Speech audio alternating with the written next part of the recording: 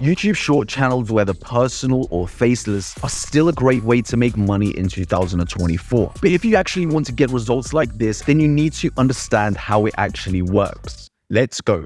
The algorithm in practical steps. I want you to try something. Open up an incognito tab and you will see a bunch of random videos on the YouTube homepage. I want you to press a short and watch it fully. Go back to the homepage and press refresh. Now you should see more content which is similar to the video you've just watched. If you keep repeating this process, the algorithm will keep refining what you enjoy watching and showing you similar content. What does this tell us? The key point here is similar, and this is one of the biggest mistakes YouTube short channels actually make. Now, often I see new YouTube short channels get a few thousand views in their first videos, and then after that, suddenly, boom, down to the zeros or tens. Here is why that happens. The algorithm literally just showed us that it wants similar content. The first few videos you make, you need to make sure that you keep them as relevant as possible to each other. Let me give you an example. The first 30 days in practical steps. Let's say I start a faceless Grow with Alex YouTube short channel, and it's about making money online. So original. The first video is going to be about YouTube Shorts and how to monetize them. The video does pretty well. It gets around 3,000 views. But here is the trick. The follow-up video needs to be relevant. You might think relevant means any other making money video. Wrong. Making money is so broad. There are tens of thousands of different ways to make money online. Your first 20, 30, 50 shorts, think of them as playlists.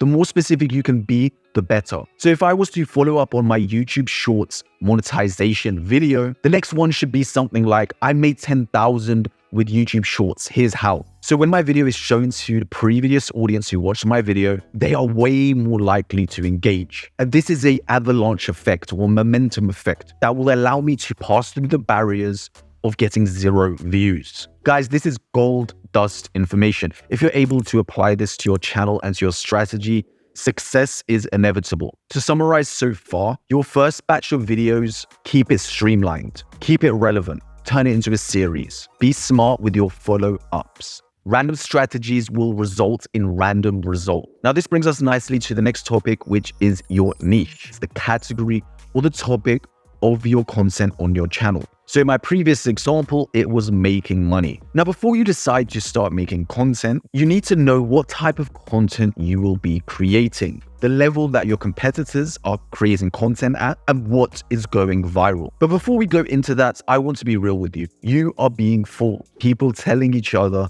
to pick high RPM niches. This is BS. Wait, what?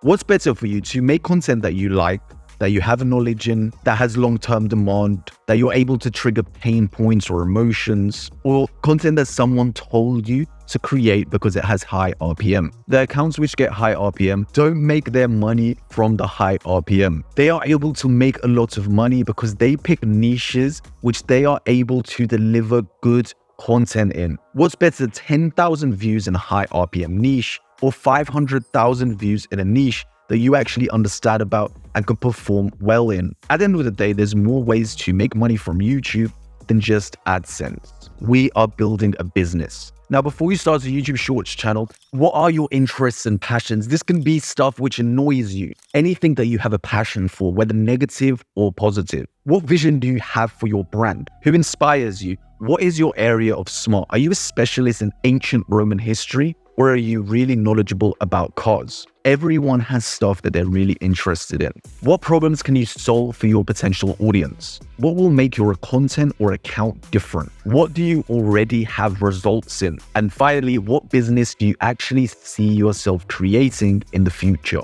Answer these questions before stepping into the world of creating content, and creating content becomes so much easier and more profitable. In my description, I will have a spreadsheet that you can use to actually do research. All you need to do is join my Discord, go to free resources, and it will be there. If you want me to go deeper into YouTube Shorts, niches, popular ones, etc., let me know in the comment section. But guys, the next section is all about content. Stay tuned for this and more. Content mastery. The biggest short creators are storytellers. You can do the same, follow these steps. Start with a hook to grab attention. Use a surprising fact, a common problem, or an intriguing question. Number 2, introduce a goal or challenge early on. This will drive the story forward from the beginning to the end. Use trending sounds, compelling visuals, and subtitled captions to make the narrative more immersive.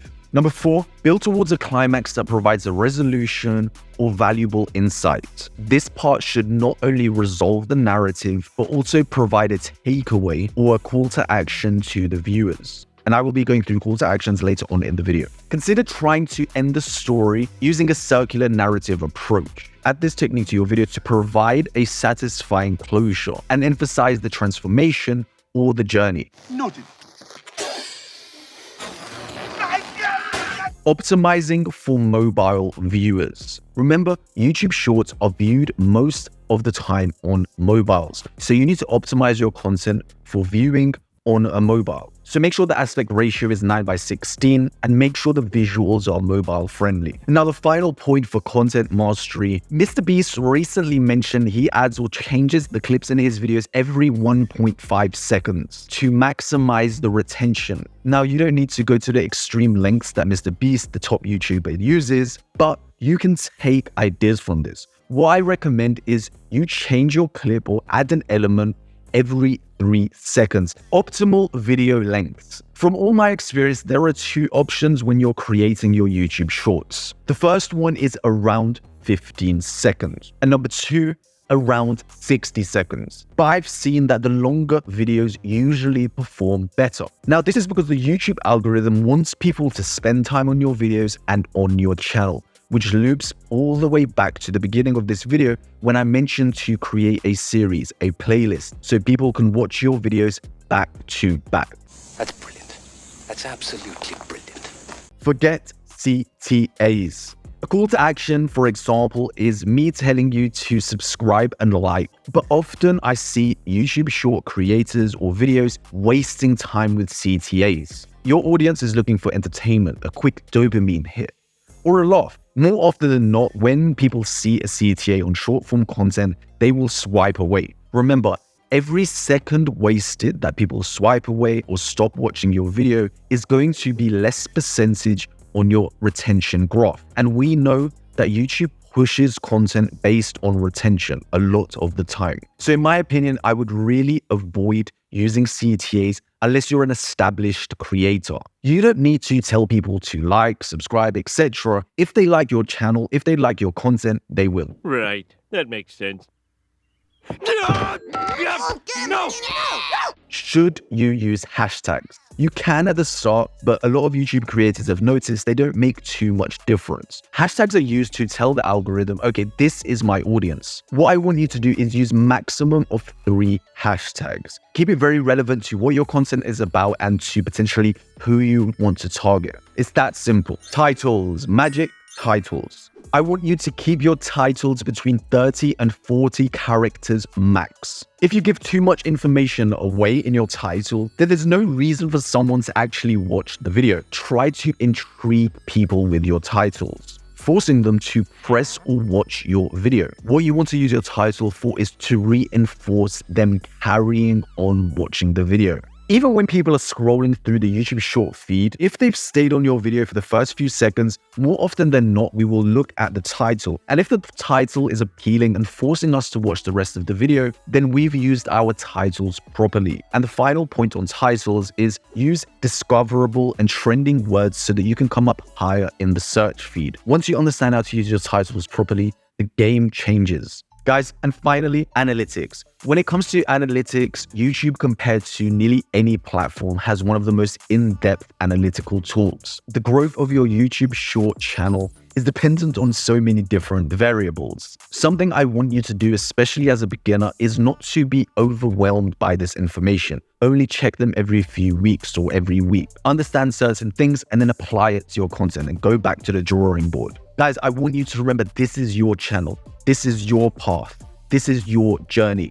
Less comparing, more action. So guys, Use the points in this video and I'm sure you will see results. Make sure you like and subscribe and watch the rest of my content creation or faceless online business videos. My name's Alex. Let's grow.